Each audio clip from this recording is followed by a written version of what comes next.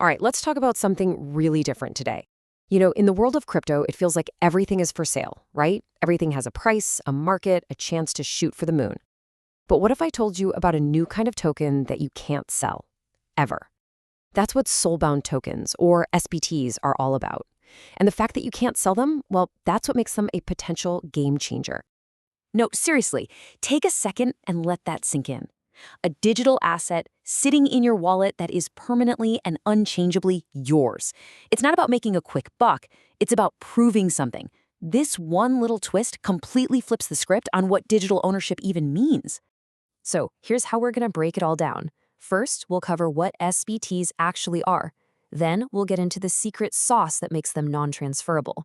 After that, we'll look at some real-world examples, and we'll wrap up by thinking about what this all means for the future of our digital lives. Okay, let's start at the very beginning. Now, you might think an idea this big came from some Wall Street think tank or a complex white paper, but you'd be wrong. The inspiration actually came from a place a lot of us know and love: video games. So what is a Soulbound token? Well, it's a unique token on the blockchain, kind of like an NFT, but with one massive difference. It's permanently tied to your digital wallet, to your soul, so to speak. Its entire purpose isn't to be collected or flipped for a profit, but to represent something true about you. Think of it as a way to prove your skills, your accomplishments, your memberships. It's all about reputation, not riches. Yeah, that name, Soulbound, it comes straight out of games like World of Warcraft. In those games, you'd get these super powerful items that were soulbound to your character. You earned it, so only you could ever use it. You couldn't just sell it off. Then, fast forward to 2022, and Ethereum's co-founder, Vitalik Buterin, along with a few others, basically said, hey, what if we took that simple, powerful idea and used it to build a more trustworthy identity system on the blockchain? And boom, here we are today. This table just lays it all out so perfectly. You look at a regular NFT, and it's basically a financial asset. An SBT, on the other hand, is all about social trust.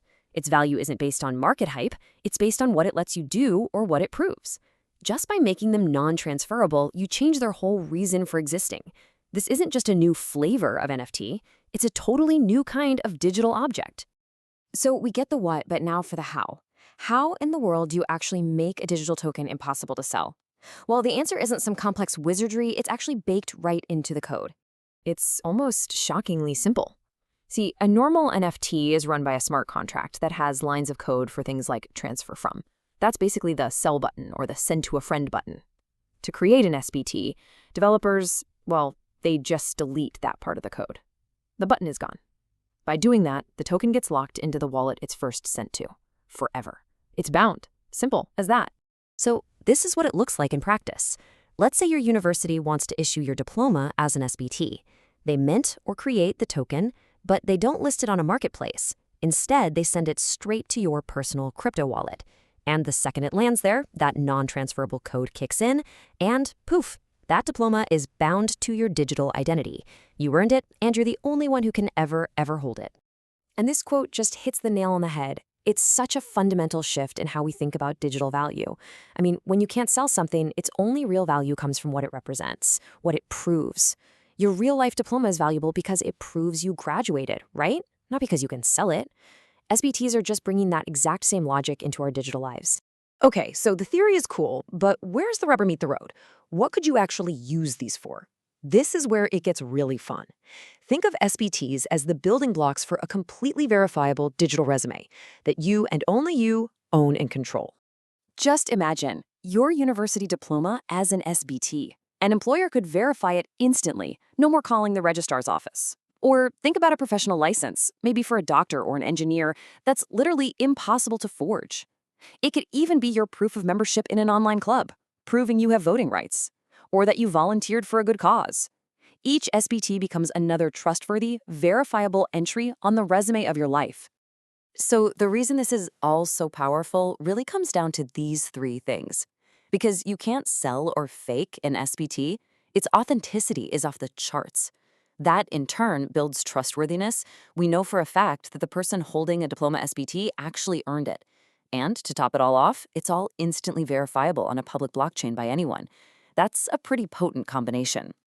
So it's pretty clear this technology has some incredible promise for rebuilding our digital identity around trust. But like any powerful new tool, it's not without its challenges and risks, and we have to be super mindful of those. The promise here, I mean, it's huge. We're talking about a foundation for a web built on actual verifiable trust, a system where you truly control your own identity, a world where your reputation, not just your money, gets you access to services, where online communities can be governed fairly because you can't just buy up a ton of votes. It's a vision of a portable, permanent record of who you are and everything you've accomplished. But, and this is a big but, there are some really tricky puzzles that still need to be solved. If all your accomplishments are public, what does that do to your privacy? And what happens if a credential needs to be revoked, like you lose your license or leave a club? How do you unbind a token? These are not small issues, and the community is hard at work trying to figure out the best solutions.